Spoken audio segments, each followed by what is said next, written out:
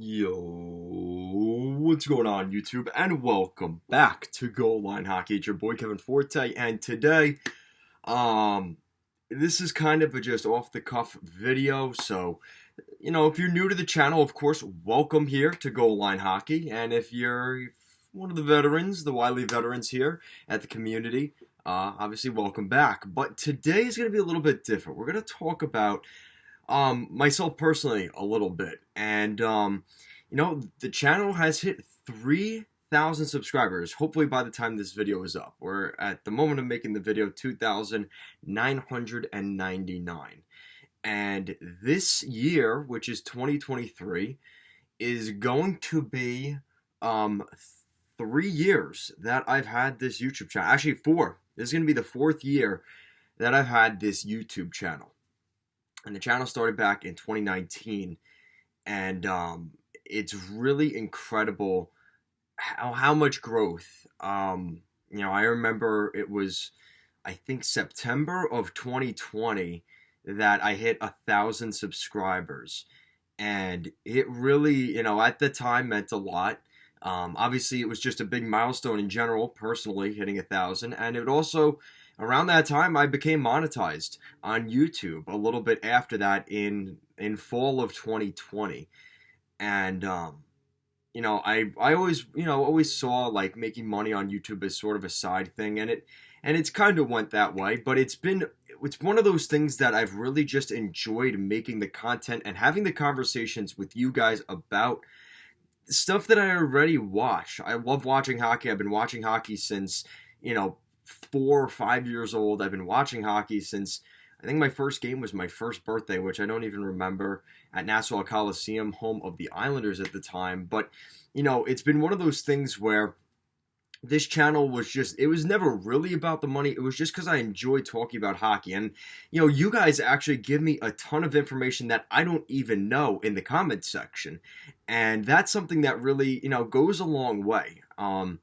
It gives me a little bit of extra motivation to watch games because I want to have an idea of, when I'm talking about videos about this player or that player, I want to have somewhat of an idea. And when I'm watching the games, I almost have a separate lens to the game. Instead of just watching the game to watch it, I'm watching specific players. How's that prospect doing? How's that young guy, Morgan Frost, doing in Philadelphia? How is Eeli Tolvanen doing in Seattle? Like, those are the kind of things that you look at more than just watching the game itself. And, those are all things that while I'm showing you guys and educating you guys on certain teams and why a team's doing well or not so good, or if that guy's going to get traded or not, it's a lot of the information is just even for myself out of personal curiosity. And I think that, it's really grown my level of the game, and my lens of the game is a little bit different than what it used to be. And that's all from starting this channel. My first video, I think, was March 1st of 2019. I was wearing a Vancouver Canucks jersey, and I immediately got into it. I didn't say welcome to the channel or anything like that. I just started right off. And it was perfect timing because it was right before the NHL trade deadline of 2019. And that's when the channel got really going. I was really excited. That was the deadline. I think Matt Duchene got traded to the Ottawa Senators around that time. And I got 100 views on my video. I was like, whoa, 100 views? Like, I was totally in shock by that. And since then, I've developed sort of a little empire. And it's really been, enjoyable. And it's been one of those things that really, you have to look at that time back then. I was still going to school. I really wasn't sure what I was going to do with my life at the time. And as much as it is about, the hockey side of it and things like that, just personally how I've changed since then is kind of crazy. And if I don't know if you guys have been watching since the beginning, but, I've been making videos basically in the same room since 2019, but the amount of change, if you go back to those videos, those early videos, if you dare to go through them, I look totally different. I act totally different. Like, I was so monotone in front of the camera. Like, I just wasn't used to talking to the camera and didn't show a lot of personality. Like, it's kind of funny, but it just shows you how much personally I've grown. And I'm going to look back at this in hopefully 10, 15, 30 years from now, and looking at this saying, yeah, this was my growth. As I was watching myself grow and mature as a person, yeah, of course, there's the hockey side of it, but all the things that followed up along with it that you're not even thinking about, like the background. Oh, this is the Montauk era, the Montauk background era of goal line hockey, or, when I've had different banners behind me and things like that. And there's been different phases of my life where I've had different backgrounds, and that's all just part of the video. And, I've definitely learned to, how to speak publicly and things like that. I was always shy about, in general, publicly speaking and things like that. And even still to an extent, I think, some of the videos, I think one of my best videos has over 10,000 views. And you kind of look and you're like, I don't know if I could sit in front of 10,000 people and talk about hockey. But again, when you really think about it, that's really what the audience is. And I think that the internet has really allowed us to do things like this. And it's really been an enjoyable process for me, just personally, as well as just, I always said when I was younger, like I always wanted to make a YouTube channel. That was always something I wanted to do, and I was always afraid to do it. And it got to a point where it was just like, screw it. Like, you only live once, you only have one life here, and you might as well make the most out of it. And if there's anything I could tell any of you guys, maybe it's YouTube, or it's that business you want to create, or you want to start working out and getting in better shape, or whatever it is, they always, what's that Chinese folklore saying is, the best time to plant a tree was yesterday, and the second best time is today, right now. And that's kind of how you have to look at life is, you could always say, oh, I wish I did this, or I wish I did that. And when people ask me, like, do you regret things in your life and things like that? I always say, I'm like, no, like, I give everything I have into it. And I think that this channel, sometimes to a fault, has actually taken priority over other things in my life. But I'm just so passionate and dedicated to what it takes. Like, it's not even that long to make the videos themselves and to make the little edits and the end screens and things like that. That's not really the hardest part of the video. It's all the research I do, looking at different articles on The Athletic and just online in general, looking at the standings. Oh, Dallas is doing really well right now. Oh, Seattle's on a 7-game winning streak. What happened there? And you have to do a lot of research, watching game highlights, seeing, like, especially the Devils. That was a really good example. Through the first 15 games of the season, the body language of the first 3 games of the season, New Jersey Devils, versus that 10-game or 15-game winning streak, whatever that was, that stretch they were on, the difference between a month between that Devils and the Devils we saw during that winning streak were totally different. And they were in the same season. And that's from watching the games and doing that research. And I think that's something that, I see it a lot. Again, that's one of those things where you see almost you have a sixth sense that kind of comes through when you're watching games. Obviously I'm going to a lot of Islander games this year with season tickets. And you see different teams that come in there, and you see the way teams kind of react to, the way the Islanders are playing, or way, the other team is playing. And, I noticed it the other day when they played the Rangers. The Rangers, I've watched a lot of the Rangers this year, funny enough. As many Rangers fans will say, I'm very anti-Rangers and this and that. I have plenty of Ranger fans that tell me you're very non-biased and you don't hate the Rangers. And even though I don't like they beat the Islanders right before Christmas, that's part of the game. And in that game, there's little things that you notice. Like, Mika Zibanejad usually sits at the bottom corner, right, for that one-timer where, say, a Stamkos or Ovechkin goes, right, the top of the hash mark.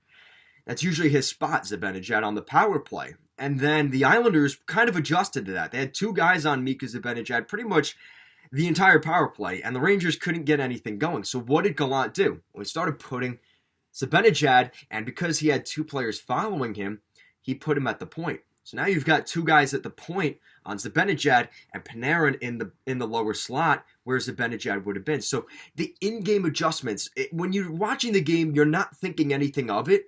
But if you know the game inside the game, you're like, oh, man, oh shit, they put Panarin down there because Zibanejad, the Islanders were reading too much on Zibanejad, right? That was their focal point guy. So when you really think of it that way, like, it really expands your mind of the game. in the game itself, right?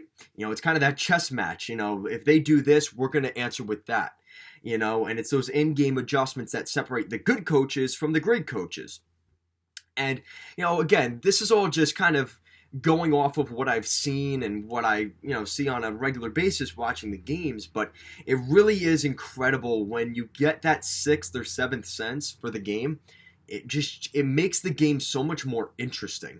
And I think that's something that I've really developed here throughout this channel, and something that I really appreciate. And the other thing I really appreciate is obviously you guys. I mean, you guys are incredible. I mean, recently, I don't want to leave anybody out, but Shaka, Captain Mofungo, of course, Ali Dez, huge supporter of the channel, all those guys, Urban Champ recently, AJM Patriot, all you guys are the best. And Mario Vaccarella, I think that's the way he pronounces it. He's been a big supporter on the channel. All you guys, I don't even want to forget anybody. I feel like it's a crime forgetting some of you guys, but you guys are awesome. And, it really helps me it's like, all right, like things are going well with the channel. You guys are enjoying the content. And, I think something that I've really tried to push more here in 2022 is, the interaction with you guys. When you guys put stuff in the comments and things like that, I'll usually make a video about it. And some of you guys have even mentioned that, like Automatic Sub, thank you so much. You listen to, I don't like calling you guys fans, like you listen to the community.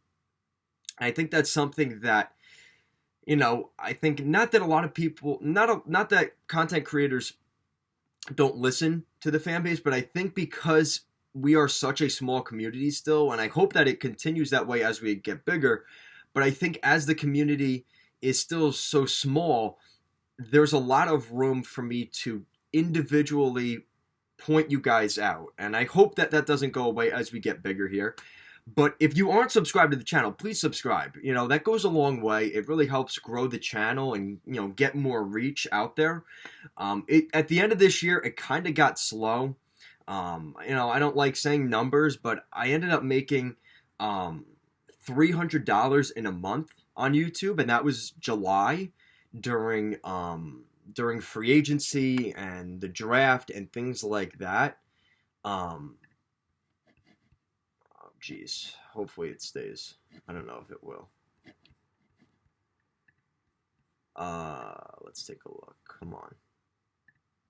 Okay.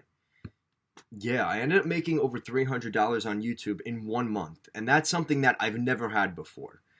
And that really just kind of got me thinking, like, how far can we take this channel? And I look going into the trade deadline this year, I might not even be able to cover much before the trade deadline, depending on how things go. And if you guys don't know, the jersey I'm wearing, it's actually an FDNY jersey. I can't give too many details because I don't really know exactly what's going to be happening, but I will be going to the academy here in the next couple of months. And I don't know when that's going to be. And if it's anything that's my luck, it'll probably be right around the trade deadline, which is the second busiest time of the year here on Goal Line Hockey. So I'm going to do the best I can. It's going to be very busy and hectic, but I still want to be posting a video every day. That's my, I hate doing New Year's resolutions because it's like stuff you should do. Like people say their New Year's resolutions, it makes them feel good, and they don't actually go out and do it. I just want to go out and do it and have one video every day and just try and get the content out to you guys. Because even YouTube's been telling me, listen, Kevin, you haven't been pumping out the videos that you've done in the past, and your channel is struggling a little bit with that. And I think that's something that I need to work on, is posting 2 or 3 videos a day again. It's just, right now it's hard because there isn't a ton of content to talk about. In the past month, I've made how many Chikrin videos, how many Kane videos, how many Pasternak videos. Like, you can only talk so much about these same topics, but it is something that I will try to do more of. And I think you guys in the comments can really help me definitely helps with the content. The expansion videos always do really well over a longer period of time. I like getting some expansion videos out at least once a month because those tend to last, and those are some of my best videos. But even other than that, it's just looking at what you guys are interested in. And I hate to say it, at the end of the day, the most interesting teams are the Leafs, the Canucks, the Rangers, the Bruins, like the bigger market areas. But I've gotten a lot of attention from the New Jersey Devils fan base. You know, their videos, that link of, I think the tag of, I think it's NJ Devils, New Jersey Devils, has been my hottest tag in the past 2 months because of how good the Devils were playing for a little bit.